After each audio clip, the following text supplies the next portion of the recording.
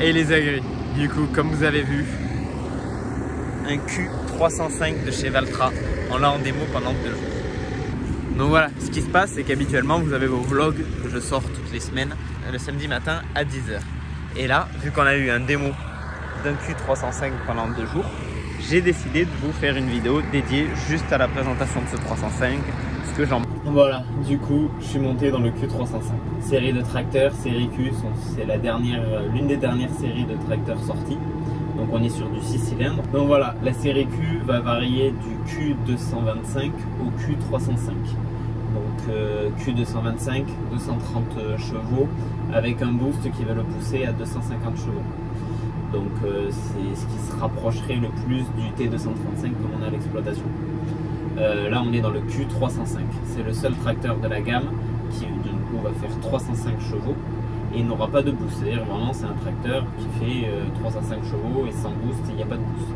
Comparé à beaucoup de Valtra qui ont le fameux boost qui peuvent leur rajouter 20 chevaux de puissance mais à la prise de force. Donc on va peut-être faire un petit tour rapide de ce petit Q305. C'est une limited, donc c'est un Valtra Unlimited. Qu'est-ce que ça veut dire Unlimited? Chez Valtra, c'est une option faite de custom entre guillemets. Ça veut dire que c'est des choses qui sont demandées à la commande du tracteur, des choses qui ne sont pas forcément proposées par Valtra et qui vont pouvoir avoir des spécificités. Donc celui-là, je ne veux pas dire de bêtises, mais il me semble qu'il y a, comme là sur le côté, vous voyez, ce sont les gabarits. Je ne suis pas sûr que de série ça y soit. Il y a quoi d'autre aussi? Je crois que tout ce qui est marche-pied, tout ça, c'est pas forcément de série comme ça, c'est plus de la custom. Tout ce qui est les clignotants et tout à l'avant sont à LED. Il me semble que c'est pas... En tout cas, nous, sur le T série 5, on les a pas. Donc, je me demande si c'est pas une option de custom par Unlimited. Mais l'option, ce custom d'usine n'a pas de limite. Si vous voulez une cabine rose à l'intérieur, ils peuvent vous produire un tracteur avec une cabine rose à l'intérieur. Mais après, ça va être aussi beaucoup plus travaillé sur tout ce qui va être pour du déneigement, tout ça. Ils vont arriver à faire des systèmes de lames adaptés sur les tracteurs et tout, quelque chose qui n'est pas de série, mais qui sort d'usine, donc qui est passé par un cahier des charges et tout ça, et qui est garanti usine. Donc voilà. Mais là, plus sur celui-là, c'est vraiment plus du petit custom qu'il va avoir pour cette édition Unlimited. Présentation générale du tracteur, donc la cabine, rien ne change. On est sur ça ressemble beaucoup à la cabine du T235 qu'on a au travail. Donc déjà pour commencer, tout ce qui est à l'avant du tracteur, au niveau derrière le volant, on a tous les compteurs, mais comme sur les autres séries 5, ils ont apparu sur un montant, donc nous laissant beaucoup plus de champ de vision, et on a un petit coffre de rangement. Après tout ce qui est le volant, c'est les nouveaux volants de série 5, c'est quelque chose que j'apprécie beaucoup, même au niveau de l'inverseur. Le volant un peu à barre, le ressort levé, tout ça. On va avoir maintenant les clignots d'un côté et de l'autre côté tout ce qui est essuie-glace, qu'avant tout était sur le même commodo. Notre inverseur, c'est pas un inverseur qu'on verrouille en position avancée, verrouille en position reculée, c'est un inverseur qu'on met par impulsion. Donc c'est pas forcément plus dérangeant.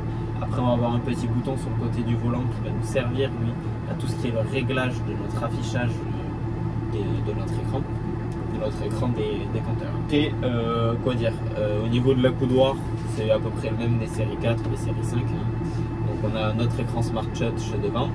On va avoir tous nos boutons, donc que ce soit les régimes moteurs, le pont avant, le blocage différentiel, le relevage, le distributeur, les commandes de la radio, le contrôle d'effort, un régime moteur, l'éclairage, le GPS et tout ça. Prise de force aussi. Tout ça, ça reste sur notre accoudoir un peu classique.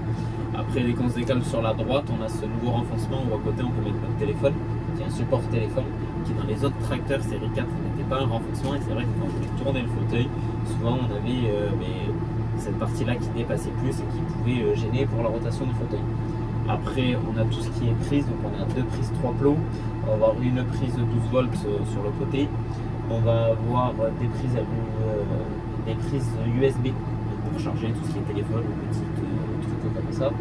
On va avoir 2 prises qui est une pour rajouter un écran Smart Touch qu'on veut l'avoir sur le côté supplémentaire, donc notre écran Isobus, et aussi une prise pour tout ce qui est accessoire. Donc, comme nous au pulvé, on a une poignée qui se branche dessus. Soit la cabine n'a pas beaucoup changé des autres séries 5, l'intérieur de la cabine en tout cas.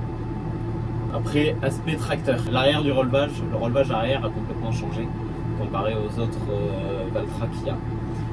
Nous, sur les autres séries de Valtra, habituellement sur les N et les T, on va avoir nos deux rangées de distributeurs plus et moins, ils sont tous alignés et on branche au fur et à mesure dessus. Donc là, il y a une disposition un peu différente. On va avoir quelque chose aussi pour nous aider pour, je crois que c'est une décompression. Ça sert à quand on débranche le flexible, s'il est un peu en pression, on tire dessous et ça le débranche tout seul, on n'est plus obligé de tirer comme des gogoles dessus. Après tout ce qui est l'attache pour tenir le troisième point debout, c'est comme une barre qui se lève sur quoi on accroche la boule du troisième point.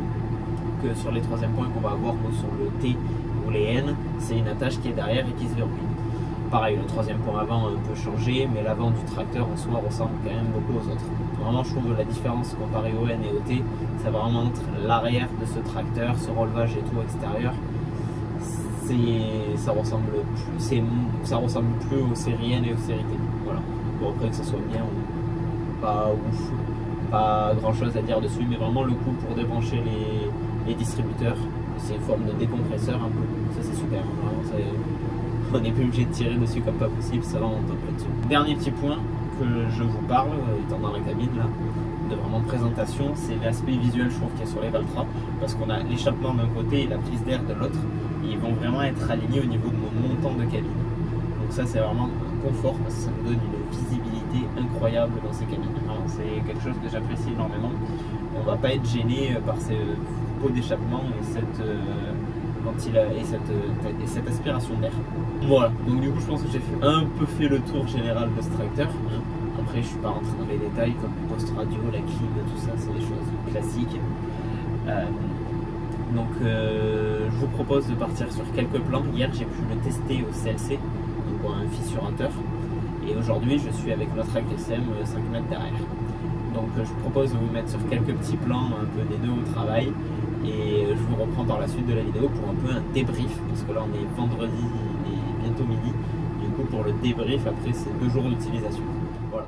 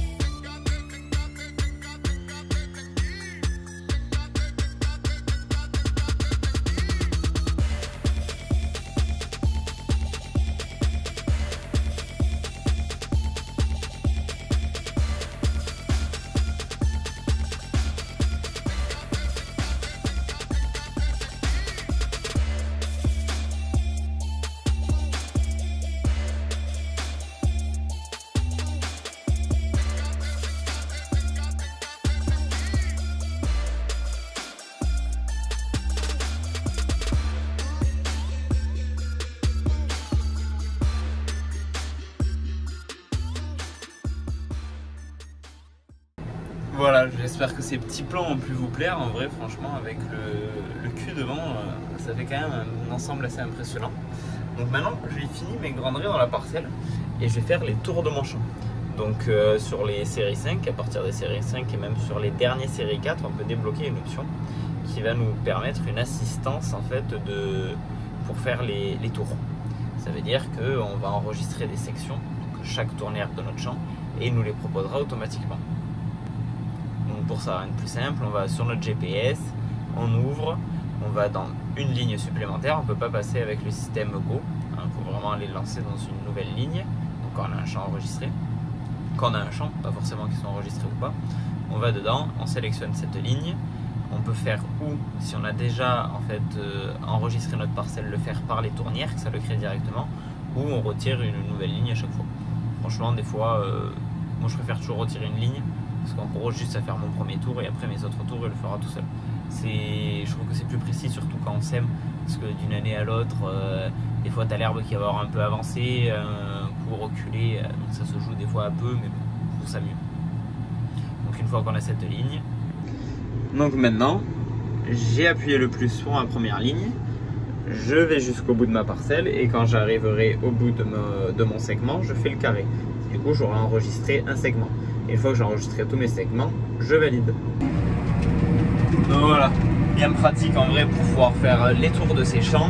Nous on l'exploite beaucoup plus sur tout ce qui est semis, sur tous les semis de céréales.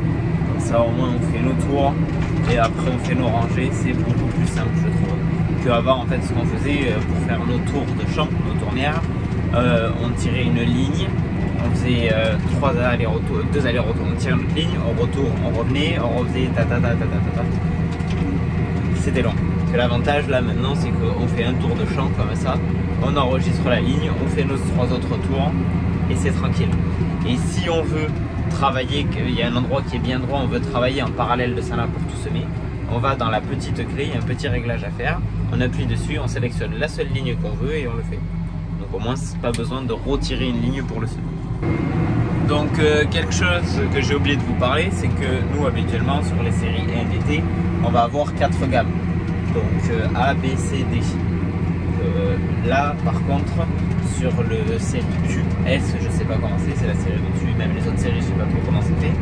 Mais en tout cas sur la série Q, on n'a que 2 gammes, la gamme A et la gamme B. Gamme A c'est tout ce qui est travail au champ, elle monte jusqu'à 25 km/h, donc c'est déjà énorme. Et la gamme B qui elle là est pour routière. Du coup elle va de 0 à, je crois que là on est sur une boîte 53 km/h. Je sais pas trop. Et ça doit être dans ces eaux là à peu près. Voilà. J'en profite du coup de replier mon outil pour un peu conclure là-dessus.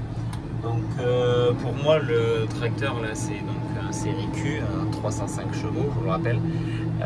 C'est un tracteur qui est donc 6 cylindres.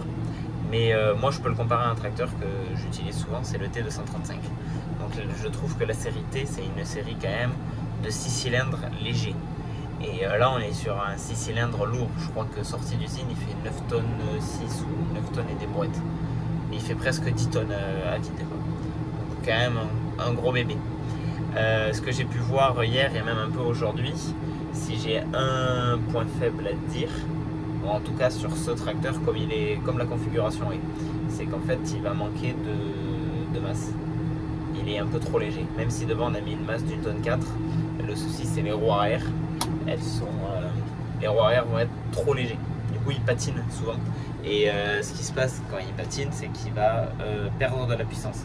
On va pas exploiter toute la puissance du tracteur, donc c'est pas compliqué, c'est juste que là la configuration de ce tracteur est qu'il n'a pas de masse de roue.